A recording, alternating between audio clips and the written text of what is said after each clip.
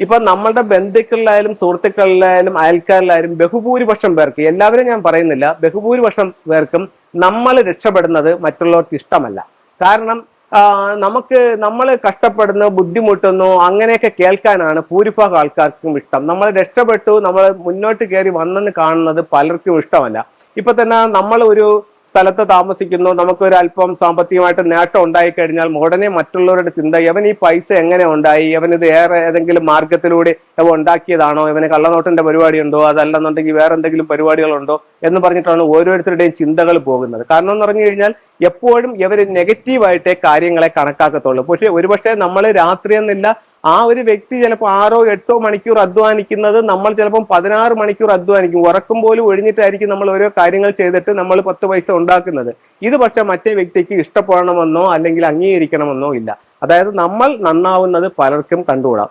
അപ്പം ചില വീട്ടുകാരിൽ കൺസൾട്ടിങ്ങിന് പോകുമ്പോഴത്തേക്ക് അവർ പറയും, സാറേ അപ്പുറത്തെ വീട്ടുകാർ അറിയണ്ട, ഇത് പിന്നെ വാസ്തുവാണെന്ന് അറിയണ്ട, സാറ് പുറമേ ഫയലും കൊണ്ടൊന്നും പോകണ്ട, ജസ്റ്റ് ഒന്ന് നോക്കിയിട്ട് വന്നാൽ മതി, മറ്റുള്ളവർ കാണും, അല്ലെങ്കിൽ അത് അവർക്ക് ഇഷ്ടപ്പെടില്ല എന്നൊക്കെ പലരും പറയുന്നുണ്ട്. ഇപ്പൊ വാസ്തു എന്ന് പറയുന്നത് ഒരു കലയാണ്. നമ്മൾ എന്ത് കാര്യത്തിനും അതിൻ്റെതായിട്ടുള്ള ചില നിയമങ്ങളും ചില മാർഗങ്ങളും നമ്മൾ പിന്നെ തേടുന്നത് പോലെ നമ്മളുടെ വീട്, നമ്മൾ ഇപ്പൊ ഇത്ര വർഷം താമസിച്ചു, നമുക്ക് പലതരത്തിലുള്ള ബുദ്ധിമുട്ടുകളുണ്ട്.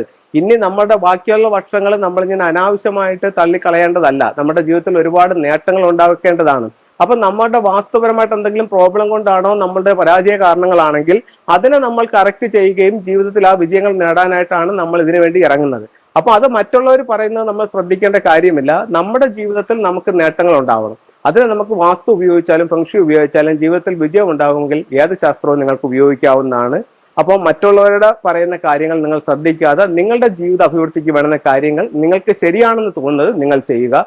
ചില ഫംഗ്ഷി ടൂൾസിലേക്ക് പോകാം. സാമ്പത്തികമായിട്ട് അഭിവൃദ്ധി ഉണ്ടാവാനായിട്ട് നമുക്ക് ചൈനീസ് കോയിൻസ് നമ്മുടെ പേഴ്സിനകത്ത് മേശയ്ക്കകത്തൊക്കെ സൂക്ഷിക്കാവുന്നതാണ്. ഇത് ചൈനീസ് കോയിൻസ് ആണ്.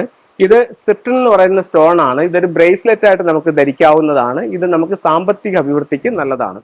അതുപോലെ ഇത് ഡബിൾ 8 എന്ന് പറയുന്ന സിമ്പലാണ്. സ്വീകരണ മുറിയുടെ തെക്ക് കിഴക്ക് ഭാഗത്ത് വെക്കുന്നത് സാമ്പത്തിക അഭിവൃദ്ധി ഉണ്ടാവും. ഇത് ബാക്വ മിറർ എന്ന് പറഞ്ഞിട്ടുള്ള ഒരു ടൂളാണ്. വീട്ടിലേക്ക് വരുന്ന നെഗറ്റീവ് ഊർജ്ജത്തെ ഒഴിവാക്കാനായിട്ട് ഇത് സാധിക്കും. അതുപോലെ നമുക്ക് ഉപയോഗിക്കാവുന്ന മറ്റൊരു ടൂൾ എന്ന് പറയുന്നത് ഡബിൾ ഹാപ്പിനെസ് ആണ്. ഡബിൾ ഹാപ്പിനെസ് നമുക്ക് എപ്പോഴും വീട്ടിലൊരു സന്തോഷ അന്തരീക്ഷം നിലനിർത്താനായിട്ട് സാധിക്കും. ഇത് ഒരു വെൽത്ത് ഷിപ്പാണ്. ഇത് നമ്മളിലേക്ക് വരുന്ന സമ്പത്തിനെ വർദ്ധിപ്പിക്കാൻ വേണ്ടി മെയിൻ ഡോറിൽ നിന്നും വീടിന്റെ ഉള്ളിലോട്ട് നോക്കി ഇത് വെക്കാവുന്നതാണ്.